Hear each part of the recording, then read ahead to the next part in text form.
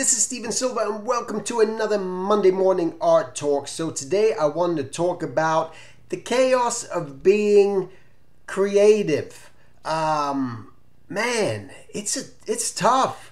And I say that in the means of always these ideas all the time. You know, it can be very frustrating. I know many of you guys may have it too, maybe some of you don't, but I know that I do, where I have so many ideas in my head all the time that I go crazy. I mean, have you ever had those dreams where you're dreaming? And this is the worst, when you're dreaming and you think of an idea, a creative idea, and then you just kind of latch onto that idea.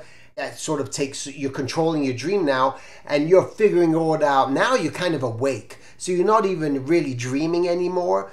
So then I end up being up for hours and wake up in the morning exhausted going, man, I never got any sleep. And then I'll write stuff down. But that's why I have a lot of inventions and I write my little invention ideas. Many of them I don't act on, but at least I write them down. And that's what I would encourage you to do when you try to control this creativity, because it is frustrating when you could be working on one project and this idea how, you know, I want to do this and I want to do that, and when I'm done with that, right, it kind of goes insane. And this is a hard thing, so it's non-stop. And I think sometimes that's the thing that people who aren't creative or aren't artistic in some form just don't understand, that process about artists. And a lot of times that comes into people we know, and even our siblings, or our parents, even, where happens where they, you know, do something else, and she's like, I just can't do something else. This is my mind. You don't understand. So it is a really tricky thing. So how I try to balance it is, I'll be honest, I don't balance it all the time, because sometimes I just want to start new things. I'm working on a project, and this is an idea I created. And then, boom, oh man, okay, let me start on this. And I start doing that.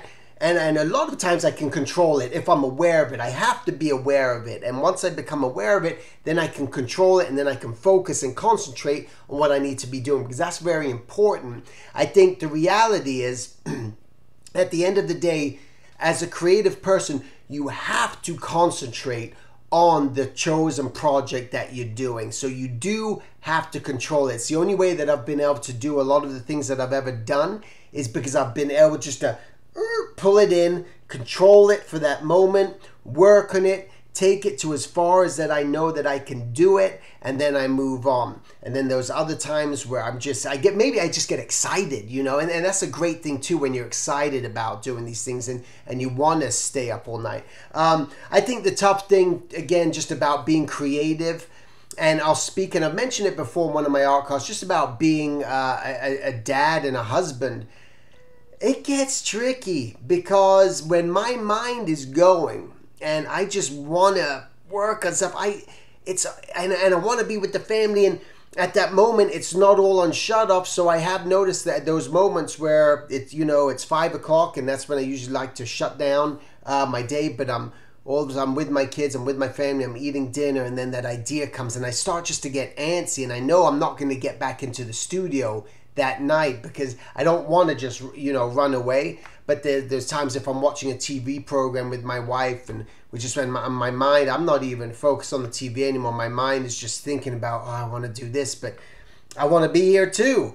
So it's so crazy at times, and I know you guys are going through it. I'm sure you do go through it. But that's what I want to say. Just a creative mind, try to hone it in. When I do go through those phases, I do write my things down. I write my thoughts down, because I've realized the importance of not letting your ideas just escape you.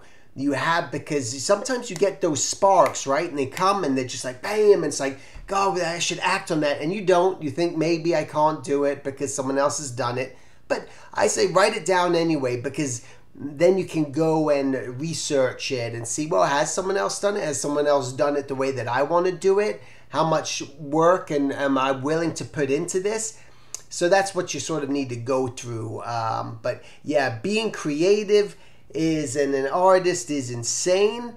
There's nothing easy about it. It's 24/7, non-stop. and it should be. And even when you're not just observing, I know for myself, I'm always observing people, even when I don't have my pad with me. I'm always looking at things just to see how they work, and I think that's important too, because in a way you're sort of drawing in your mind, and that can really help instead of just saying, oh, I'm only going to draw if I have paper and pencil in front of me. No, keep your eyes open and look all the time for inspiration. I think that's just as equally as important. All right, so thanks for watching, thanks for sharing. Every Monday morning art talk. Follow me here. And my next term for my school live classes starts in August, and you can sign up through my website, silverdrawingacademy.com, and that starts in August for my character design course, my caricature gesture drawing, where I'm teaching you how to just take poses and start to push them so that you can